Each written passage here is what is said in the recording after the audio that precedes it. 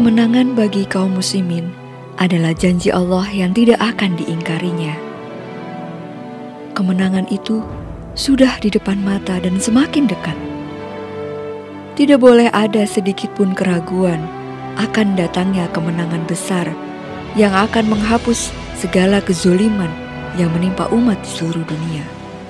Karena Allah Subhanahu wa Ta'ala telah menyampaikan janji akan kemenangan ini secara jelas.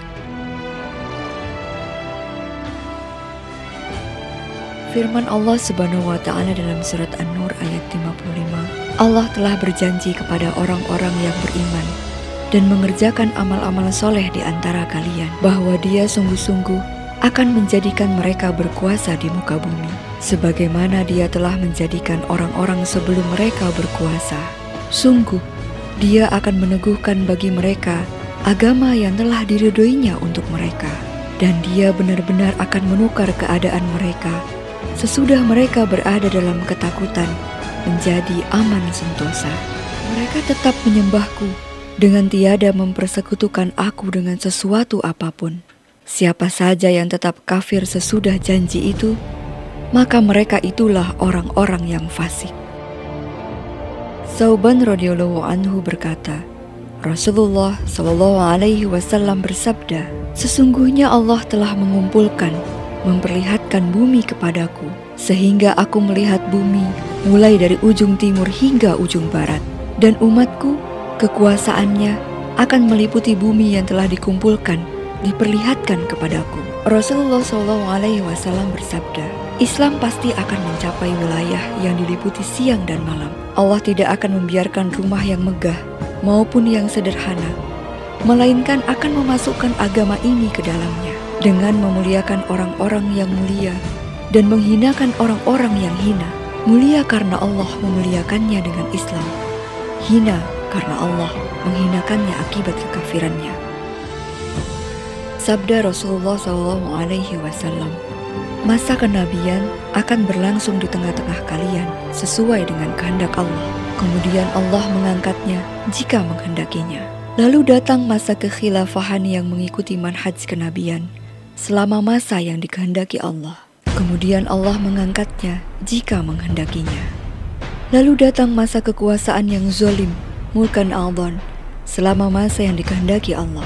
Kemudian Allah mengangkatnya jika menghendakinya.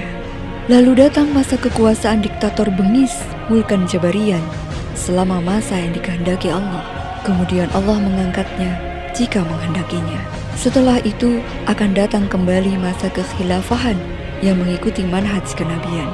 Kemudian Rasulullah terdiam. Yang dimaksud dengan mulkan a'dhan adalah kekuasaan para khalifah sesudah Khulafa Rasyidin, yaitu masa kekhilafahan Umayyah, Abbasiyah hingga Turki Utsmani, di mana di dalamnya terdapat keburukan-keburukan penerapan syariat Islam, tetapi tetap menjadikan Islam sebagai asas dan sistem hukum atau pemerintahannya. Sedangkan yang dimaksud dengan mulkan Jabariyan adalah masa kekuasaan kaum muslimin setelah runtuhnya sistem kekhilafahan Utsmaniyah, yaitu masa yang dipenuhi oleh para diktator, para penguasa muslim yang tidak mau menjalankan sistem pemerintahan dan hukum Islam, yang melalaikan dan memakan hak-hak kaum muslimin, yang melayani kepentingan negara-negara kafir, yang dikelilingi oleh orang-orang fasik dan munafik, yang tidak memperjuangkan kemuliaan Islam dan kaum muslimin. Masa mulkan Jabariyan adalah masa di mana kita hidup sekarang ini, yaitu masa yang paling buruk yang pernah ditemui oleh kaum muslimin sepanjang sejarah peradaban Islam. Walaupun demikian, Rasulullah SAW mengabarkan kepada kita bahwa setelah periode paling menakutkan dan paling kelam di dalam sejarah Islam dan kaum muslimin, akan datang kembali masa kekhilafahan yang mengikuti manhaj Nabi SAW. Rasulullah SAW mengabarkan bahwa kekuasaan Islam akan kembali, dan tempat kembali itu adalah Al-Quds yang menjadi pusat kedudukan khilafah. Dalam buku Ibnu Asakir bertajuk Great History of Damascus, Yunis bin Masyara bin Halbas mengatakan bahwa Rasulullah SAW berkata, kekuasaan ini maksudnya khilafah, akan ada setelahku di Madinah, lalu di Syam, di Jazirah Arab, di Irak, di Madinah, lalu di Baitul Maqdis, Al-Quds. Lalu ketika kekuasaan itu berada di Al-Quds, itulah tempatnya yang terakhir. Karena setelah itu tidak ada seorang pun yang akan menggusurnya. Ibnu Sa'd dan penulis Kanzul Ummal, keduanya meriwayatkan bahwa Umairah al-Mazani mengatakan bahwa Rasulullah SAW berkata akan ada baiat di Baitul Maqdis.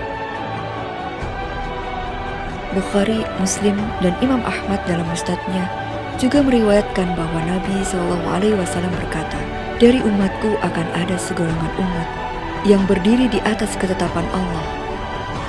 Orang-orang yang berbeda dengan mereka atau yang mengabaikan mereka tidak akan sanggup mengganggu mereka hingga datang ketetapan dari Allah, dan mereka berada di atasnya. Mu'adz bin Jabal radhiyallahu anhu mengatakan, mereka berada di Syam.